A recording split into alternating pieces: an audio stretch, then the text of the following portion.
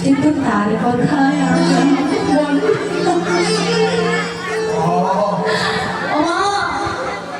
আজকে মনে নাই বলে আমাদের এত দোষাগো। যদি হৃদয়ের ভালোবাসাটা সংসারকে তো দিয়েই ফেলেছি, 1 ইঞ্চি যদি তাকে দিতে পারতাম না, আমাদের ভালোবাসাটা সার্থক হয়ে যেত। কথা বলো না আমার, আমরা মানুষ এমনই, যত পাই ততই চাই, যত পাই আমরা ততই চাই, আমাদের চাওয়া কোনোদিন শেষ হয় না। কেন জানো, এক ক্লান্ত পথে পথে দিয়ে হাঁটতে হাঁটতে খুব ক্লান্ত হয়ে একটা বৃক্ষের নিচে আশ্রয় গ্রহণ করেছে। ভালো করে শুনতে পাই না, এখন এই বৃক্ষের নিচে বসে বসে শীতল বাতাস গায়ে লাগছে। এখন এই ক্লান্ত পথিক বলছে, আহারে যদি একটা বিছানা থাকতো, এখানে একটু শুয়ে পড়তে পারলে খুব ভালো লাগবে। বাবা, ওই পথিক যে বৃক্ষের নিচে বসে আছে, ও জানে না কোন বৃক্ষের নিচে বসেছে। ওই বৃক্ষটা সামান্য কোনো বৃক্ষ নয়, একটু ভালো করে শোনো, না শুনলে অর্ধেক রাস্তায় গিয়ে আমাকে গালি দেবে। কি বললো বুঝতে পারলো, ভালো করে শোনো। ওই বৃক্ষটার নাম হলো কল্পতরু বৃক্ষ। আমি এই বৃক্ষের কাছে যে যা যায় সে সঙ্গে সঙ্গে সেটা পায়। ওই কথাটা যখন বলেছে, যদি একটা বিছানা দিতাম, বৃক্ষটা সঙ্গে সঙ্গে একটা বিছানা তাকে দিয়ে দিলাম। বিছানাটা পেয়ে আনন্দে বলছে, আহা বিছানা তো পেলাম, একটা বালিশ যদি পেতাম। বৃক্ষটা সঙ্গে সঙ্গে একটা বালিশ দান করেছে, দিয়ে দিয়েছে। বালিশের মাথা দিয়ে এখন পেটে হাত দিয়ে বলছিস, সারাদিন কিছু খাইনি, বলে খাবার পেতাম ভালো হতো। বৃক্ষ দেরি করলো না, সঙ্গে সঙ্গে সোনার থালাই করে রাজভোগ তাকে দিয়ে দিল। মনের আনন্দে পেট ভরে সেবা শেষে এবার কি বলছে দেখুন, বলছে আহা পেটটা তো ভরলো, এবার যদি একটা অপসরা কামিনীকে পেতাম, দিনটা আমার আনন্দে চলে যেত। চাওয়ারই কোনো, আমাদের চাওয়ার কোনো শেষ নাই, আর চাওয়ার কোনো ঠিক নাই। আমরা চাইতেও জানি না, আর কি চাইলে বড় পাবো এটা আমরা শিখি। কথা বলো না, আমি তো সাধন করতে, স্বার্থ সাধন করতে চাইতে শিখেছি। সঙ্গে সঙ্গে একটা অপসরা এসে দাঁড়িয়ে পড়লো। এবার সেই প্রতি কি করলো, সারাদিনে কামিনী অপসরাকে নিয়ে আনন্দে কাটাতে কাটাতে কখন যে অন্ধকার ঘুরিয়ে অন্ধকার অর্থাৎ সন্ধ্যা হয়ে এলো।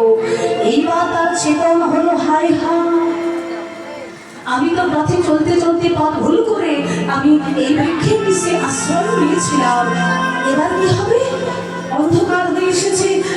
এবার যদি কোনো বনের ভেতর থেকে কোনো হিংস্র কোনো জন্তু পশু যদি আমাকে আক্রমণ করে, যদি আমাকে কাঁদতে কাঁদতে বনের ভিতরে নিয়ে গিয়ে মেরে ফেলে, আমার কি হবে? আচ্ছা মা, এতক্ষণ যে বৃক্ষের নিচে বসে বসে ওই প্রতীক যা যা চেয়েছিল তাই তাই কিন্তু পেয়েছিল, পেয়েছিল কিনা?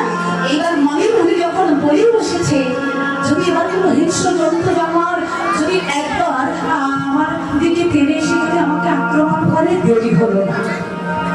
ওই যে এতক্ষণ যা চাচ্ছে তাই পাচ্ছি, এবার এটা যখন চাইলো মনে ভুলে, সঙ্গে সঙ্গে বনের ভিতর থেকে একটা হিংস্র পশু এসে তাকে কামড়াতে কামড়াতে কাঁদতে কাঁদতে নিয়ে বনের ভিতরে চলে গেল। অর্থাৎ কর্তব্য বলছে, মাগো আমরা যে জায়গাটায় বাস করছি এটাই হলো সেই কল্পতরু বৃক্ষ স্বরূপ সংসার ক্ষেত্র। এই সংসারটাই হলো কল্পতরু বৃক্ষ। সংসারে যেদিন আমার মায়ের গর্ভে জন্ম হলো, হালকা একটু বুঝতে শিখলাম, বাবা মার কাছে যা আবদার করলাম সঙ্গে সঙ্গে বাবা মা পূর্ণ করল। এবার যখন বয়স হলো, প্রাপ্ত বয়স, বাবা মাকে বলছি, মা এবার আমার একটা অপসরা কিংবা একটা দেবদাসকে আমার চাই, মানে বিবাহ করতে হবে। সেটাও পূর্ণ হলো, বাবা মা দিয়ে দিল। বিবাহ যখন হলো, এবার আশা যদি একটা সন্তান হলো, ভগবান সংসার থেকে তাই দিয়ে দিল। এবার বড় হয়ে একটা সন্তানকে ডাক্তার বানাতে হবে, না হলে টাকা ইনকাম করবো কি করে, সেটাও হলো।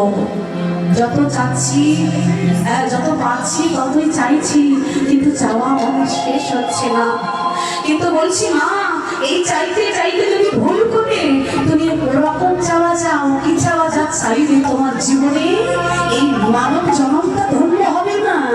বলছে, ও চাইছি কিন্তু চাইতে চাইতে আমরা না আসল চাওয়াটাই চাইতে ভুলে গেছি। আসল চাওয়াটাই চাইতে ভুলে গেছি, এই জন্য তো ভগবানের চরণ আমাদের হচ্ছে। আচ্ছা, এইখানে একটা ছবি এদিকের মায়েরা দেখতে পাবে। এই ছবিটার একটা লীলা আছে জানি। এটা কিসের ছবি জানি? এটা হলো গজেন্দ্র মোক্ষম লীলা। মানে গজ মানে কি? হাতি, অস্থি, হাতি উদ্ধার লীলা। ভগবান হাতিকে উদ্ধার করেছিল, কবে জানি? এই হাতি ছিলেন আগের জন্মে গজের ইন্দ্রতম্য রাজা। খুব অহংকার ছিল, সব ছিল কিন্তু সাথে একটু অহংকারটা বেশি ছিল। তা কি হয়েছিল জানি?